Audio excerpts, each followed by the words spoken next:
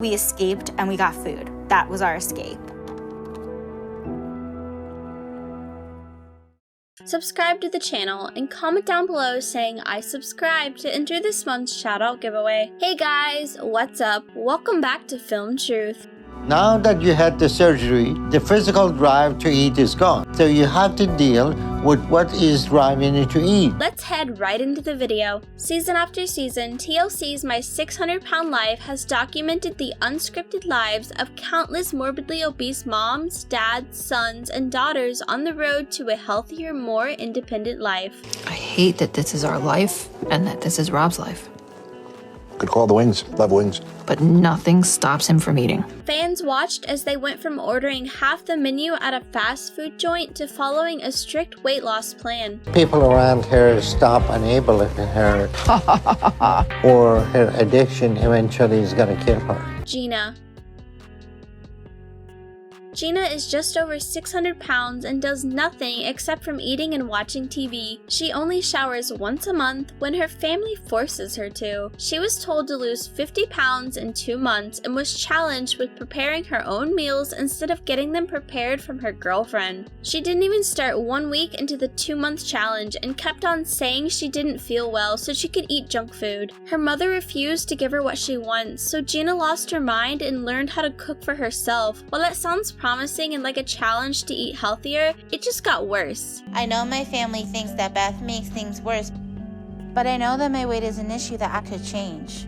She learned how to cook junk food and ended up gaining a lot more weight by the end of the 2 months. She tried the challenge again 2 times after that, but by her 3rd attempt, she gave up because she was too overwhelmed. Penny Sager. Penny Sager appeared on My 600 Pound Life in the earlier part of Season 2, rendering her one of the reality show's OGs. But unlike her fellow co-stars that season, Sager didn't comply with Dr. Nell's diet and exercise plan. She snuck in a lot of food. We need all 3 cereals. We're all out. Penny usually gives me a list for grocery shopping. Chips, soda, cake mix, candy. It's usually junk. Although she did drop 40 pounds while hospitalized at the beginning of her episode, which qualified her for weight loss surgery, that was the only weight loss documented for Sager. In fact, by the end of her episode, she managed to gain weight after surgery, which is pretty mind-blowing. Things weren't much better in her follow-up episode, in which Sager claimed she was doing much better and seeing improvements in her health. Of course, Dr. Nell didn't agree with that assessment, and matter-of-factly explained that Sager is addicted to food and is delusional about any imagined progress. Shanae Murray. Murray went to Dr. Nell to help her get both her life and her weight back under control. Show me you can do this. This is going to be a lifestyle changing, okay? Okay. Do you hear that, Shanae? But alas, she was unwilling and unable to stop compulsively overeating and snacking more than her weight. Despite her claims of gaining water weight, something Dr. Nell pointed out was clearly not the case, Murray was never approved for weight loss surgery. She continued to eat foods that were not on Dr. Nell's program, including a famously illicit pizza, and never dealt with her underlying emotional issues. Despite leaving Dr. Nell's care, Murray set up a GoFundMe for her weight loss surgery. She later filmed herself doing an eating challenge from her hospital bed. All I can say is, oof. That's got really, really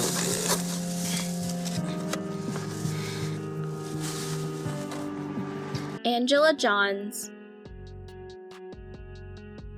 Angela Johns felt like she was being punished on My 600 Pound Life, but not only was Johns downright combative with Dr. Now doing her episode, she claimed he was punishing her and said this program was bull. She also tested positive for opiate use, extreme snacking, and heavy cigarette smoking, but lied to Dr. Now about it. On top of that, she was manipulative to her family members. After losing only 48 pounds and continuing to abuse drugs, Dr. Now gave her an ultimatum. Still delusional, Johns didn't go to rehab, and she claimed Dr. Now was lying about everything. With blankets tucked up under your folds and your mess, you are sweaty. I don't care if it's AC. James King.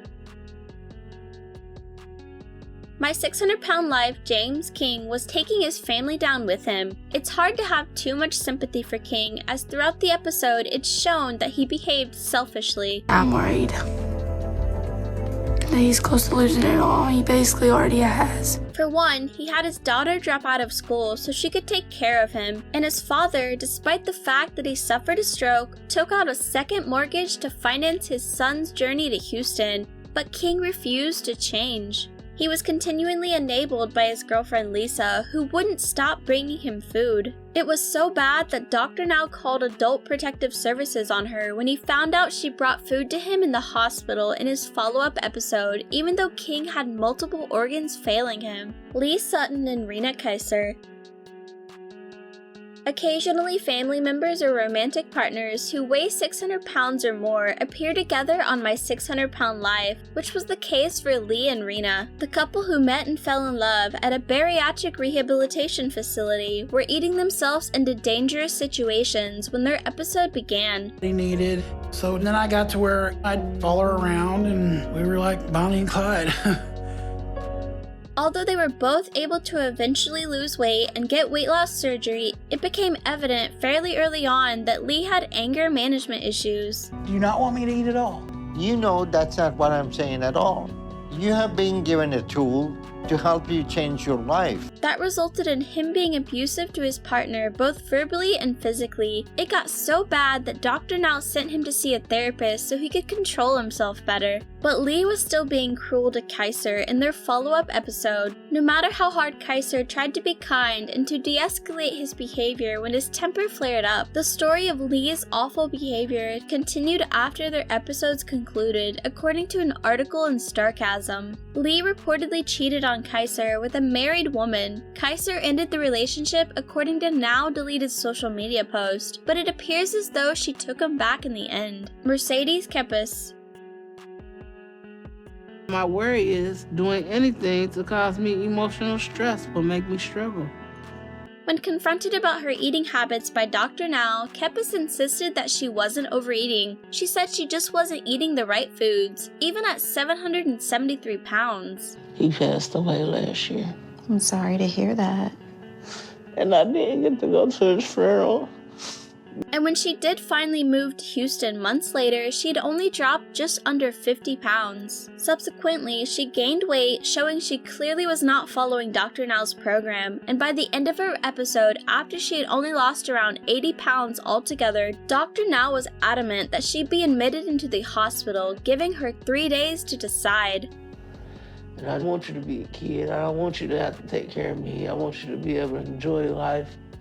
This brings us to the end of our video. I hope you enjoyed it. Hit like if you did, and don't forget to subscribe to our channel so that you don't miss any of our videos in the future. Also, watch the 2 videos that are on your screen because I'm sure you'll love them. With that, I'll see you in the next video.